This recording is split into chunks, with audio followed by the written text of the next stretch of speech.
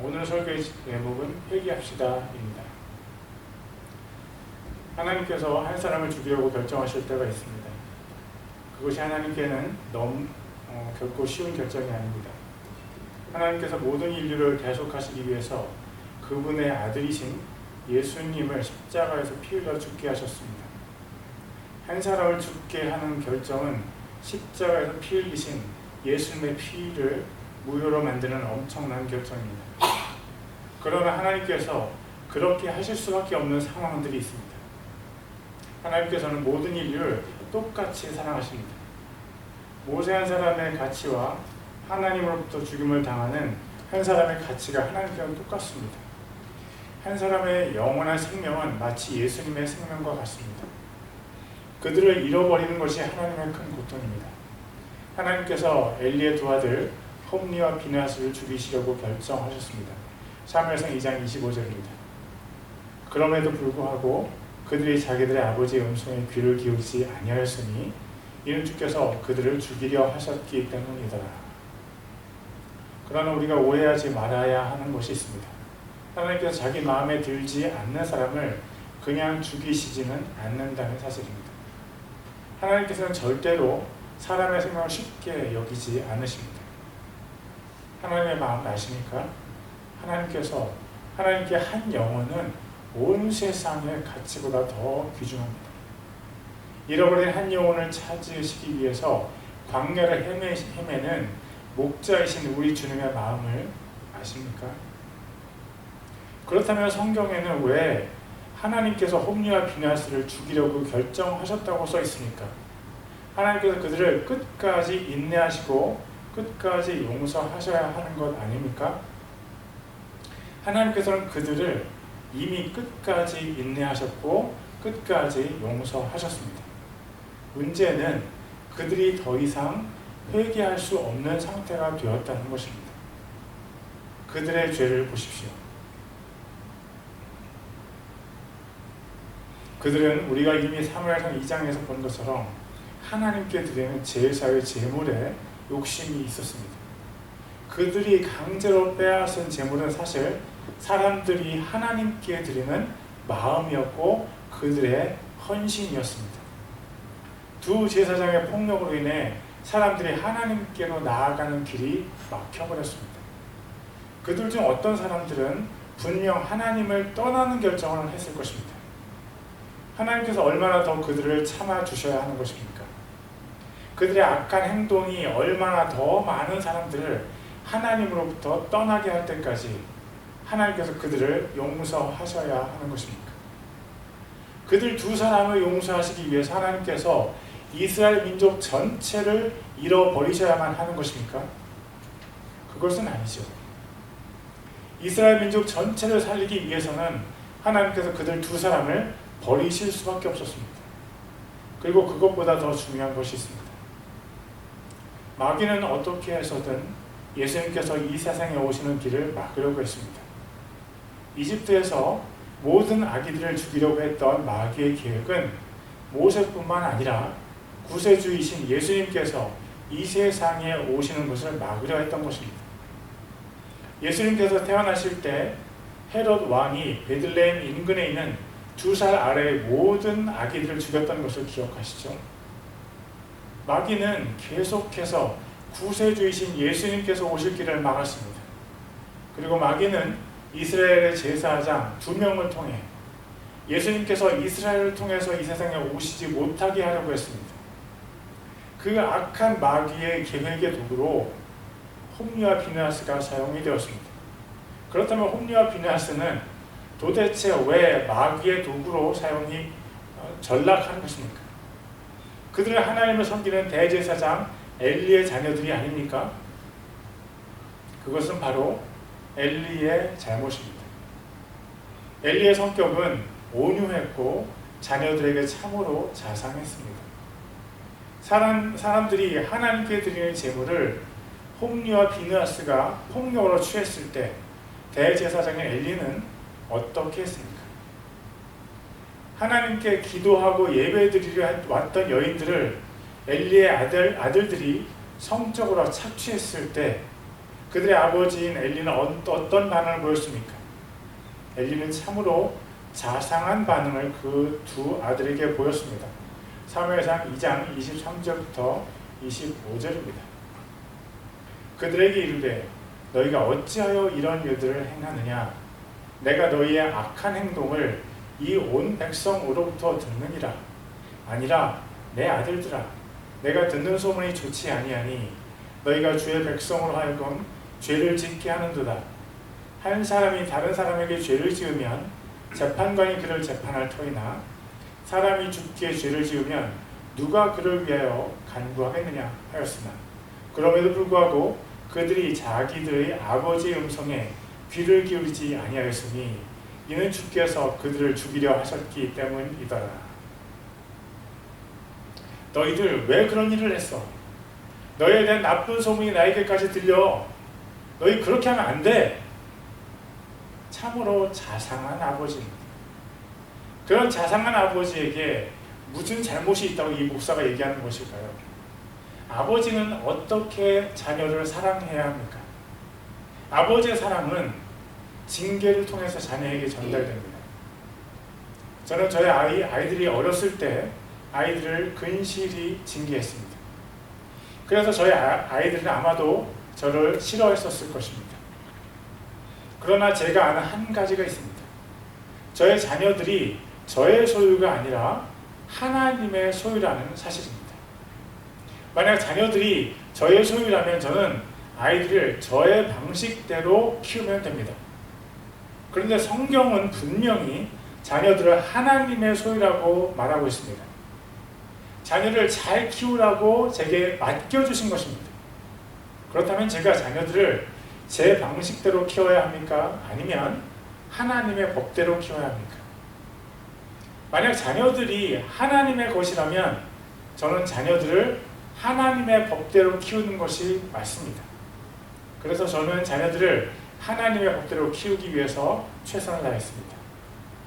물론 제 안에 있는 분노와 잘못된 생각들이 하나님의 법을 많이 방해했던 것은 사실입니다. 그렇지만 저는 저희 최선을 다해서 자녀들을 하나님의 법대로 키우려고 노력했습니다. 그래서 저는 자녀들을 근실히 징계했습니다. 하나님의 말씀을 보십시오. 잠언 13장 24절입니다. 회초리를 아끼는 자는 자기 아들을 미워하느니라. 그를 사랑하는 자는 어릴 때 그를 징계하느니라. 자녀를 사랑하는 아버지는 자녀 어릴 때 회초리로 징계합니다. 여기에는 귀한 진리가 있습니다. 아버지가 자녀를 회초리로 징계할 때가 분명히 있다는 것입니다. 아버지가 자녀를 회초리로 징계할 때는 자녀가 어릴 때입니다. 왜 어릴 때 자녀를 징계해야 합니까? 어릴 때 자녀를 징계해야 하는 이유는 오직 어릴 때만 자녀들이 바뀔 수 있기 때문입니다. 많은 부모들이 착각하는 것이 있습니다. 자녀들이 태어나서 어릴 때는 외모가 다 천사 같습니다. 너무 착해 보이고 죄가 없는 것처럼 착각합니다. 그러나 사실은 그렇지 않습니다. 모든 사람이 죄인입니다. 그렇다면 아기들이 태어날 때 죄를 가지고 태어날까요? 그렇습니다. 다윗이 밧세바라는 유부녀와 불륜을 했고 그 여자가 임신을 했습니다. 그러자 다윗이 밧세바의 남편인 우리아라는 장수를 죽게 했습니다. 우리아가 다윗을 위해서 전장에서 싸우다가 죽자 다윗은 밧세바를 자기 아내로 취했습니다. 그때 하나님께서 나단 선지자를 보내셔서 다윗을 야단치셨습니다. 그때 다윗이 지은 시가 바로 시편 51편입니다. 시편 51편 5절입니다.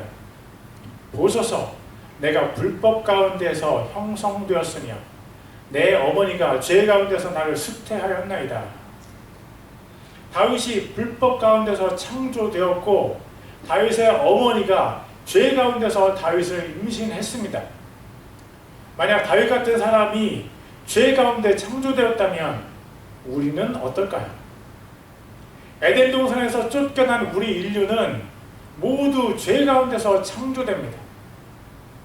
하나님의 창조가 죄를 동반하는 것은 아니지만 우리 조상의 죄가 창조의 환경을 죄로 오염되게 만들었습니다. 하나님께서는 죄 없는 곳에서 우리를 창조하시려고 에덴 동산을 만드셨습니다. 그러나 아담과 하와의 죄라는 DNA가 모든 인류를 오염시켰습니다. 너무나 슬픈 사실은 이 세상에 태어나는 모든 아기들도 죄인이라는 것입니다. 아기는 천사의 모습을 한 죄인입니다. 그것도 내가 너무나 사랑해서 내 온 마음을 뺏겨버린 그 아기가 바로 죄인입니다. 그리고 그 죄인인 그 아기를 하나님의 사람으로 만들어야만 하는 사명이 바로 부모에게 있습니다. 그 일은 정말로 쉽지 않습니다. 그래서 많은 사람들이 아기를 저렴한 또는 좋은 교육기관에 의탁함을 통해서 양심의 위로를 받으려고 합니다. 나는 아기에게 좋은 양육을 제공하고 있어. 그러나 여러분, 양육이라는 책임, 아기를 하나님의 사람으로 키우는 책임은 분명 부모에게 있습니다. 너무나 힘든 줄은 알지만 여러분, 아기로부터 도망치지 마세요. 아기를 하나님의 사람으로 양육하는데 여러분의 모든 인생을 거세요. 저는 그랬습니다. 저는 저의 모든 인생을 걸고 자녀들을 하나님의 사람으로 양육하려고 노력했습니다.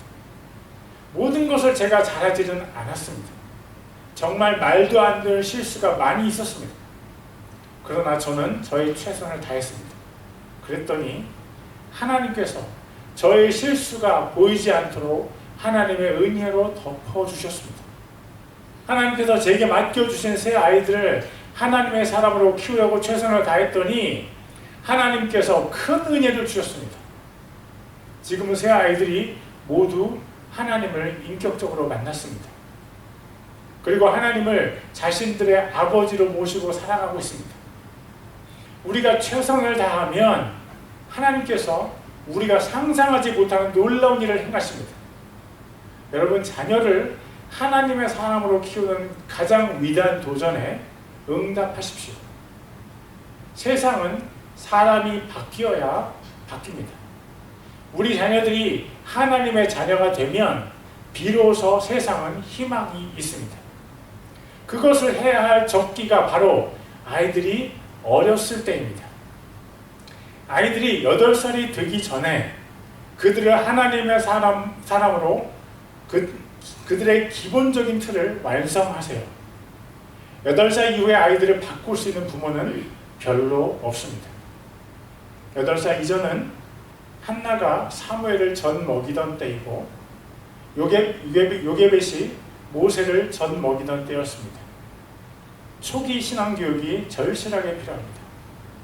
엘리는 너무 늙었을 때 이미 성인인 두 아들을 가르치려고 했습니다.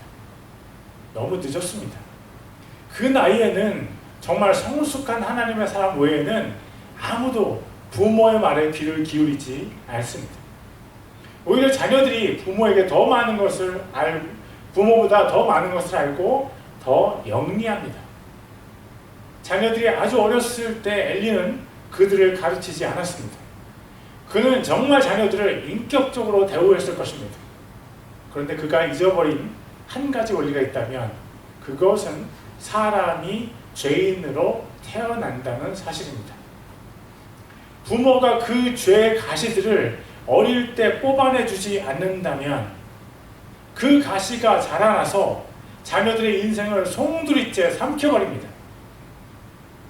어리니까 그렇지 나면서 자녀들을 훈육하지 않는다면 그 부모는 나중에 반드시 후회하게 됩니다. 그런 부모들 중에 한 사람이 바로 다윗입니다. 다윗에게 잘생긴 아들이 있었는데 그 이름이 아도니아입니다. 다윗 왕이 늙었을 때 아도니아가 다윗 왕의 허락도 없이 스스로 왕이 되기를 시도했습니다. 그때 성경이 아도니아를 어떻게 설명하는지 보세요. 열왕기상 1장 6절을 보시죠. 그의 아버지가 내가 어찌하여 그리하였느냐 하는 말로 한 번도 그를 섭섭하게 하지 아니하였더라. 그는 또한 매우 잘생긴 자로서 그의 어머니가 압살롬 다음에 그를 낳았더라. 아도니아뿐만이 아닙니다. 다윗은 이복누이 다말을 강간한 자신의 아들 암논에게 적절한 벌을 주지 않았습니다. 다윗은 그렇게 인자한 아버지였습니다. 다윗은 딸이 강간을 당할 상황에서도 스스로 화만 냈습니다. 사무엘하 13장 21절입니다. 그러나 다윗 왕이 이 모든 일을 듣고 심히 노하니라. 강간범인 아들 암논의 잘못에 적절한 훈계를 하지 않은 다윗으로 인해 다말의 친오라버니 압살롬은 자신이 직접 암논을 죽여버렸습니다. 그러면 다윗은 살인범 압살롬을 어떻게 처리했어야 합니까? 그가 자신의 아들이지만 다윗은 압살롬에게 확실한 벌을 주었어야 마땅합니다. 그러나 그는 형을 죽인 압살롬에게도 별다른 벌을 주지 않았습니다. 인자함을 가장한 책임 회피입니다. 그 결과는 어떠했습니까? 형벌을 받지 않은 압살롬은 죄를 짓는데 더 담대해졌습니다. 압살롬은 반란을 일으켜서 스스로 왕이 되었고 아버지 다윗을 죽이려고 했습니다. 이것은 다윗이 훈계로 자녀의 잘못을 바로잡지 않았기 때문에 일어난 일이었습니다. 인자한 아버지인 엘리의 잘못도 다윗의 잘못과 같은 것입니다.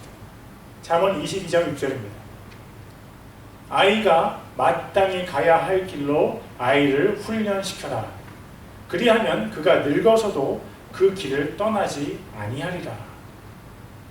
지혜로운 부모는 한나와 요게벳 같은 지혜로운 부모는 그들의 자녀들이 아주 어릴 때 신앙 훈련을 시켰습니다. 그리고 그의 자녀들이 하나님의 사랑으로 성장해서 위대한 하나님의 일을 했습니다. 여러분의 자녀도 모세나 사무엘 같은 위대한 하나님의 사람이 될 수 있습니다. 그것은 당신의 몫입니다. 당신이 당신의 삶을 희생해서 자녀를 하나님의 사람으로 키울 수 있습니다. 어르신들의 말씀을 들어보세요. 자녀들이 하나님의 사람으로 살아가는 것보다 더 큰 기쁨과 보람이 없다고 합니다. 후회 없는 자녀 양육을 하시기 바랍니다. 그런데 도대체 왜 하나님께서 엘리의 아들들을 죽이기로 작정하신 것입니까? 사무엘상 2장 25절입니다. 그럼에도 불구하고 그들이 자기들의 아버지 음성에 귀를 기울이지 아니하였으니 이는 주께서 그들을 죽이려 하셨기 때문이더라. 죄인을 끝까지 사랑하신 주님께서 그들을 죽이시다니 이게 무슨 말입니까? 사실 그들은 주님을 전혀 믿지 않았습니다. 사무엘상 2장 12절을 보면 그들이 주를 알지 못하였더라는 구절이 나옵니다. 여기서 안다라는 뜻은 경험적인 알을 말합니다. 엘리의 아들들은 하나님을 경험적으로 알지 못했습니다. 하나님께서 그들의 하나님이 아니셨습니다. 그들의 신은 바로 마귀였습니다. 사무엘상 2장 12절입니다. 이제 엘리의 아들들은 벨리알의 아들들이더라. 벨리알은 마귀를 말합니다. 정말로 슬픈 일입니다. 하나님의 종의 아들들이 마귀를 섬겼습니다. 이것은 그들이 마귀를 위해서 제사를 지냈다는 말이 아닙니다. 그들의 삶이 마귀에게 드려진 삶이었다라는 말입니다. 그들이 행동으로는 하나님께 제사를 드렸지만 그들의 삶은 마귀에게 제사를 지냈다는 말입니다. 그러니 하나님께서 그들을 죽이시는 것이 마땅하지 않겠습니까? 하나님의 거룩한 제단을 마귀 짓으로 더럽힌 엘리의 두 아들, 너무나 안타깝습니다. 그런데 엘리의 두 아들들을 보면서 예수님께서 하신 비유 하나가 생각이 납니다. 그것은 바로 네 가지 밭의 비유입니다. 씨 뿌리는 사람이 네 종류의 밭에 씨를 뿌립니다. 첫째 밭은 길가 밭입니다. 길가 밭에 뿌려진 씨앗은 새가 와서 그 씨앗을 먹어버렸습니다. 둘째 밭은 돌밭입니다. 이 돌밭은 흙의 중간중간에 돌이 섞여 있는 밭이 아닙니다. 이 돌밭은 암석으로 된 지형에 흙이 얇게 덮여 있는 지형을 말합니다. 그런 지형 위에 씨앗이 떨어지면 곧바로 씨앗이 싹을 틔웁니다. 그러나 흙이 깊지 않기 때문에 햇볕이 내려 쪼일 때 그 싹이 바로 말라버립니다. 셋째 밭은 가시나무가 자라는 밭입니다. 씨앗이 싹을 틔워서 식물로 잘 자라지만 가시나무도 무성하게 자랍니다. 결국 그 식물이 열매를 맺지 못합니다. 마지막 넷째 밭은 좋은 땅입니다. 좋은 땅에 씨가 뿌려지면 100배의 열매를 맺기도 합니다. 여기서 씨앗은 말씀입니다. 그러면 누가 말씀을 뿌리는 농부입니까? 그분은 바로 성령 하나님이십니다. 성령님께서 말씀을 우리 마음 밭에 뿌리십니다. 첫째 밭은 길가라고 했는데 가장 딱딱한 땅입니다. 여기에서 땅은 우리의 마음의 상태를 나타냅니다. 누가 마음이 가장 딱딱합니까? 예수님을 믿지 않는 사람의 마음이 가장 딱딱합니다. 그 사람에게 하나님의 말씀이 뿌려져도 마귀가 바로 그 말씀을 빼앗아 합니다. 그래서 그 사람은 구원을 받을 수가 없습니다. 그 다음으로 딱딱한 마음을 가진 밭이 바로 돌밭입니다. 겉으로는 부드러운 것 같지만 실제로 그 사람의 마음은 아주 딱딱합니다. 그래서 말씀이 그 사람의 마음에 떨어지면 처음에는 기쁨으로 그 말씀을 받아들입니다. 그러나 마귀가 그 사람을 시험할 때 말씀의 뿌리가 깊지 않기 때문에 하나님으로부터 떨어져 나갑니다. 세 번째 마음은 딱딱하지 않습니다. 그러나 가시나무로 상징되는 세 가지 것들이 그 사람이 말씀의 열매를 맺지 못하도록 방해합니다. 그 세 가지는 바로 이 세상의 삶의 염려와 재물과 쾌락입니다. 그래서 말씀이 그 사람의 마음에서 완전한 열매를 맺지 못합니다. 가장 부드럽고 잡초도 없는 사람의 마음에는 말씀이 떨어져서 열매를 맺습니다. 물론 말씀이 열매를 맺으려면 정직해야 하고 또 선해야 하고 인내해야만 합니다. 우리 모두의 마음은 이 네 가지 마음 중 하나에 속합니다. 그렇다면 당신의 마음은 어느 밭과 가장 가깝습니까? 오늘 우리가 보았던 홈리와 비느하스, 엘리의 두 아들들의 마음은 어느 밭에 속할까요? 그들의 마음은 정확하게 길가에 속할 것입니다. 가장 딱딱한 마음이 바로 그들의 마음입니다. 그 다음으로 나쁜 마음이 바로 돌밭입니다. 얇은 흙 아래로 암석층이 있는 것입니다. 여러분 눈치채셨습니까? 네 가지 밭의 비유는 땅이 가장 딱딱한 밭에서 부드러운 밭 쪽으로 이야기가 진행이 됩니다. 엘리의 두 아들들은 마음이 얼마나 딱딱했던지 아버지 엘리의 조언도 그들의 귀에 전혀 들어오지 않습니다. 오죽하면 사무엘 선지자가 그들을 벨리알의 아들들이라고 단정해서 적었겠습니까? 우리가 마음이 딱딱한 사람들을 보면 자기 잘난 맛에 사는 것처럼 보입니다. 누구의 조언도 그 사람의 귀에 들어가지 않습니다. 누가 그런 사람들 주위에 머물 수 있겠습니까? 마음이 딱딱한 사람의 공통된 특징 중 하나는 바로 고집이 세다는 것입니다. 물론 어떤 사람들은 그들의 인생의 질곡이 그들의 마음에 상처를 주어서 마음이 그렇게 딱딱해졌다고 할 수 있습니다. 그러나 그 사람의 마음이 어떤 이유에서 딱딱해졌던지를 막론하고 자기가 자기 마음에 대해 책임을 져야 합니다. 왜냐하면 딱딱한 마음의 최대 피해자는 바로 그 사람 자신이기 때문입니다. 엘리의 두 아들들이 딱딱한 마음을 가진 데는 그의 아버지 엘리도 일조를 했습니다. 그러나 가장 큰 책임은 바로 두 아들들, 그들 자신에게 있습니다. 여러분, 여러분의 마음을 부드럽게 하십시오. 여러분의 딱딱한 마음의 최대 피해자는 바로 여러분 자신입니다. 최후의 심판 때 우리 주 예수님께서 마음이 딱딱한 사람들을 심판하실 것입니다. 그래서 하나님께서 우리에게 우리 마음에 있는 딱딱한 땅을 깨부수라고 하시는 것입니다. 호세아서 10장 12절입니다. 너희 자신을 위하여 의 안에서 심고 긍휼 안에서 거두며 너희의 묵은 땅을 부수라. 지금은 곧 주를 찾을 때니 마침내 그분께서 오셔서 의를 비같이 너희에게 내리시리라. 어떻게 하면 우리 마음에 있는 딱딱한 땅을 깨부술 수 있습니까? 그것은 우리 힘으로는 전혀 불가능합니다. 우리가 우리의 딱딱한 마음을 깨부수기 위해서는 우리가 하나님 앞에 나아가야만 합니다. 오직 하나님께서만 우리 마음밭에 딱딱한 땅을 깨부수실 수 있습니다. 하나님의 사랑과 은혜로 우리의 상처가 치유되고 우리의 고집이 해체되며 우리의 거짓된 신념이 녹아질 수 있습니다. 당신은 지금 그 작업을 하고 있습니까? 당신의 마음은 점점 부드러워지고 있습니까? 당신의 상처는 하나님의 은혜로 치유되고 있습니까? 당신의 아집은 성령님의 조명하심으로 말미암아 그 거짓된 힘을 잃어가고 있습니까?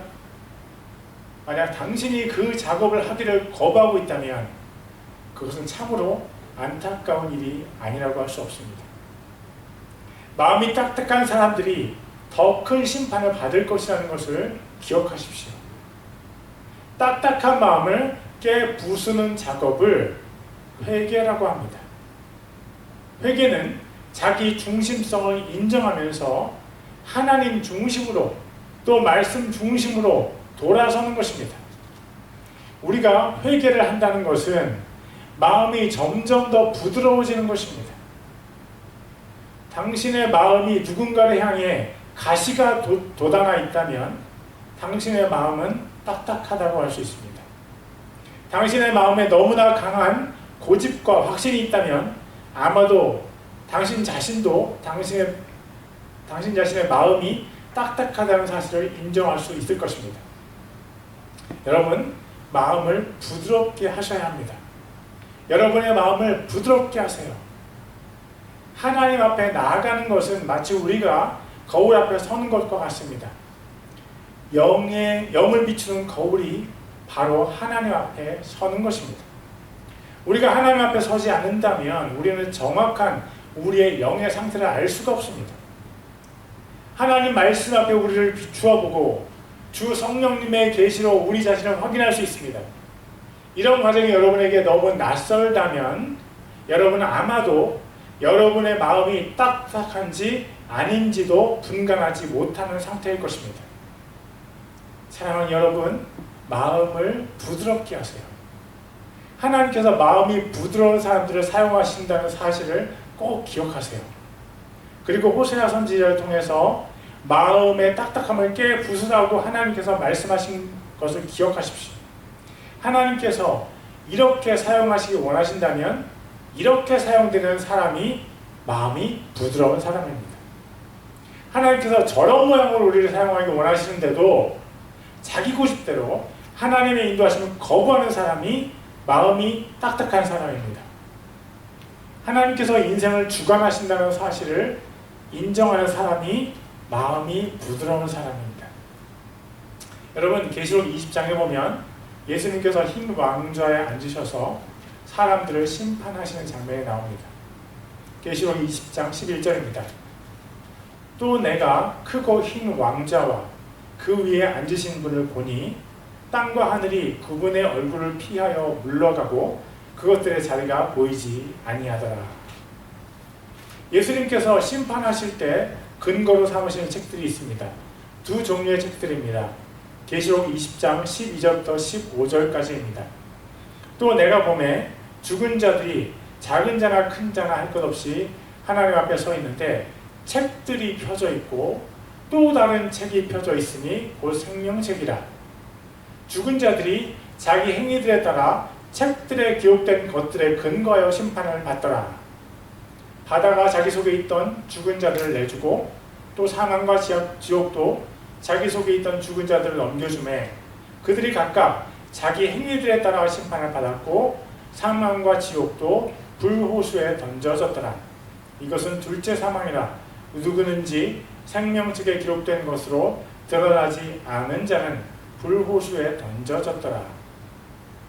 책이 두 종류인데 한 종류는 우리의 모든 행위를 기록한 책들입니다. 또 다른 책은 생명책입니다. 사람들이 각각 자기 행위들에 따라 심판을 받았다는 구절이 2번이나 반복되었습니다. 그리고 생명책에 그 이름이 기록되지 않은 사람도 심판을 받았습니다. 그러면 누가 심판을 받았습니까? 자기 행위가 악한 사람들 또는 생명책에 이름이 기록되지 않은 사람들이 심판을 받았습니다. 예수님을 주님으로 또 하나님으로 섬기지 않거나 또는 예수님을 섬기는 사람들 중에서도 행위가 악한 사람들은 심판을 받습니다.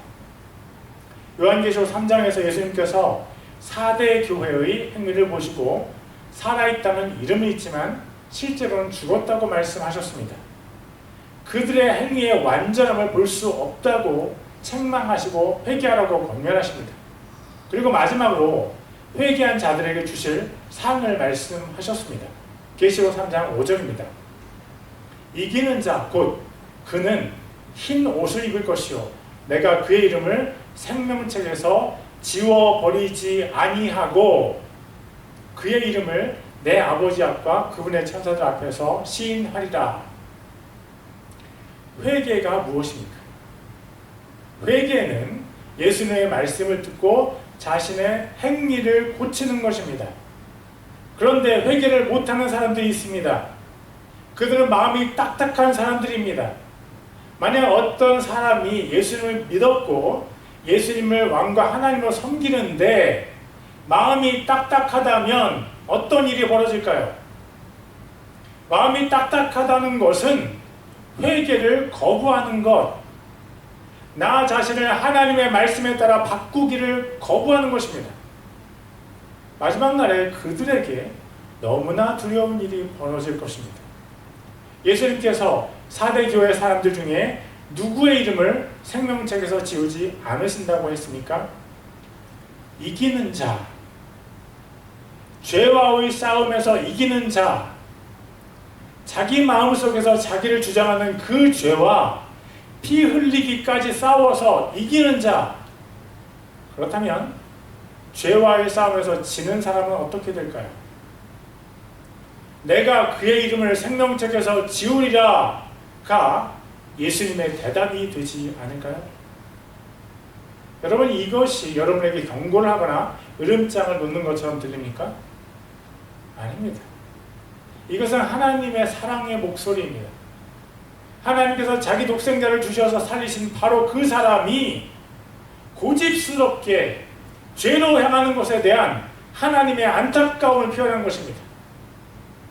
예수님께서 자신의 목숨을 버리시면서 사랑하신 그 사람이 죄에게 마음의 주권을 내주는 것을 안타까이 여기시면서 하시는 말씀입니다. 하나님과 예수님의 눈물입니다. 그리고 이것은 성령님의 신음소리입니다. 로마서 8장 26절입니다. 이와 같이 성령께서도 우리의 연약함을 도우시나니 우리가 마땅히 기도할 바를 알지 못하나 성령께서 말로 할 수 없는 신음으로 친히 우리를 위해 중보하시느니라. 성령님께서 우리를 얼마나 사랑하시면 이렇게 신음소리로, 그것도 말로 할 수 없는 신음으로 우리를 위해서 중보하시겠습니까? 우리가 마음이 딱딱해서 회개를 거부할 때, 그리고 계속 죄 가운데 머물 때 삼위일체 하나님께서 너무나 안타까워하십니다. 이 땅에 어느 누구도 엘리의 두 아들 홈리와 비나스처럼 심판을 자초하지 말아야 합니다. 이 땅에 누구에게도 엘리에게처럼 하나님을 알지만 그의 이름이 생명책에서 지워지는 일은 없어야만 합니다. 그것이 하나님의 소망입니다. 당신의 이름이 생명책에서 지워지지 않아서 당신이 천국에 들어가는 것, 그것이 하나님의 소망입니다. 하나님을 사랑하는 여러분들, 딱 한 가지 우리가 해야 할 것이 있습니다. 회개합시다. 우리의 고집, 죄 가운데 머물고자 하는 우리의 고집을 회개합시다. 어두움 속에 머물고자 하는 우리의 고집을 회개합시다. 세상의 향락과 세상의 염려와 재물로 향해 있는 우리의 마음을 회개합시다. 하나님을 사랑하지 않고 나 자신만을 사랑하는 어리석은 마음을 회개합시다.